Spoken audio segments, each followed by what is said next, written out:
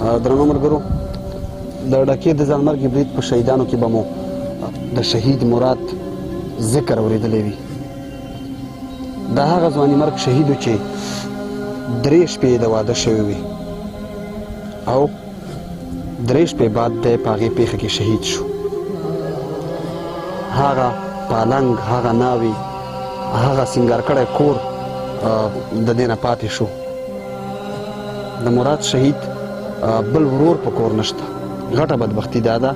او د الله له طرفه دي هر څه منو خو سپین ږیری او بوډا پلار یې ډېر وځورولو زو او د شهید مراد د پلار سید ولي سره لنډه ناسته کوو د دې د حال نه تاسې خبرو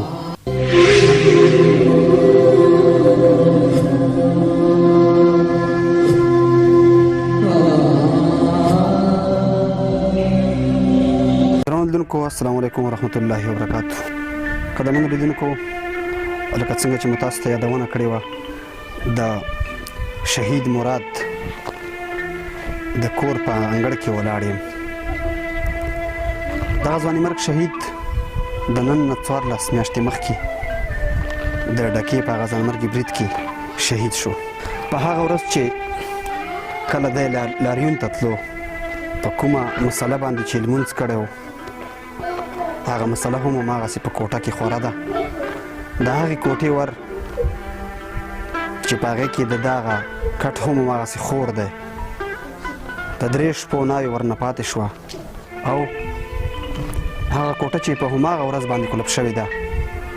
تر ننه پورې د دې مور هیڅ چاته اجازه نه ورکوله چې د دې هغه کوټه بېرته خلاصه کړي موږ په ډېرو زارو په ډېرو منتونو باندې د هغې کوټې هغه کلپ مات کړو ځکه چې هغه کلیان یې هم چېرته لرې ګزار کړي وي او دا د اوس راغلي وو د هغې کوټې لیدنه هم په تاسې کوو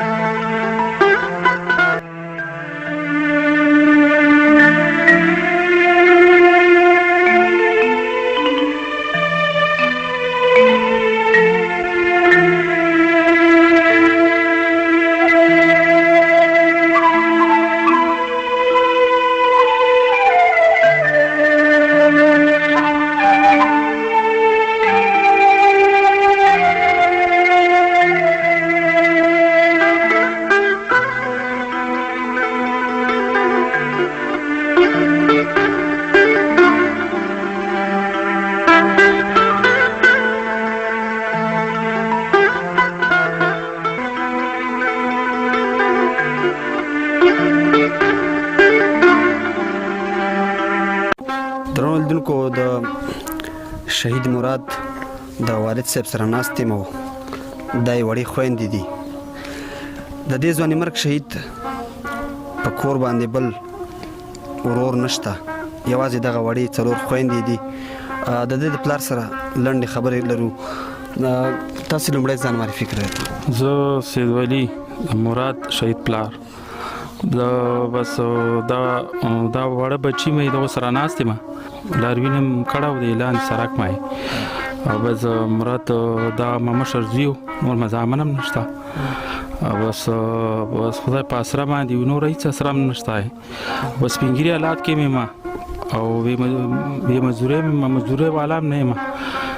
بس د الله نه بغیر بل اسره نشته شهید مراد په خپله څه کار کوه اردو کې و اردو کې بس ترخیص یې راوړی و بس دا واده مې وکړو او بس د درېیمه ورځ باندې د دماکه کې شهید شو درېیمه ورځ باندې په درېیمه ورځ باندې یو دماغ کې شهید شو. یعنې موږ چې څومره معلومات وکړه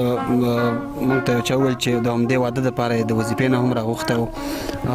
واده دپاره راغلی و همدې واده دپاره راغلی و وظیفې نه بس واده مې له وکړو دغه درېیمه ورځ مې شهید شو. بله هېڅ اسره نه لرو همدغه مې یو زوی و دغه هیک یو زوی م او دغه وړې لوران یم بیا څلور. په خپله باندې خو څه کار روزګار نه لرې ته؟ هېڅ روزګار مې نشته. مخکې ما دیاړي کړی او هغه اوس نشو کړی بس کمزوري حالات کې بیماران یم یو.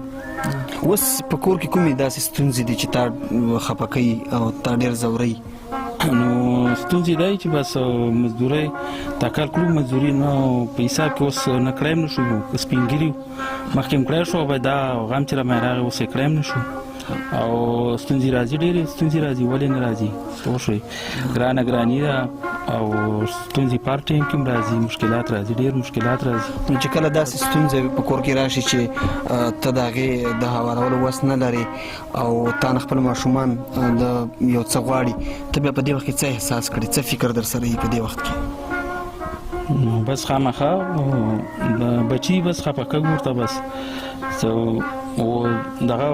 دارمار او دغه ولکلو بس کار ما چې طریقه جوړو.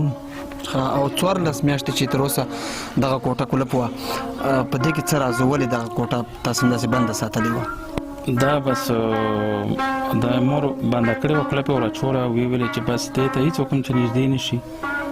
برداشت هم نه شو کړی یو قسم برداشت هم نه شو کړی بس دغه طریقه ما یې بنده وه بس کوله هم کړه مات هم کړه کلوپونه هم مات کړه او 14 میاشتې بعد 14 میاشتې پس دا خلاصه شو. کله چې په سهار کې شهید مراد له کور نه وته اخرنۍ خبره یې څه وه څه یې ویلي وو تا سره اخرنۍ خبره څه وکړه؟ قدرمنو ملګرو د شهید مراد پلار له دې ځایه مخکې نور د خبرو توان نه درلوده غوښتل مو چې ډېرې خبرې مو ورسره کړې وای خو له دې ځایه مخکې نورې خبرې راته نه شوې کولی.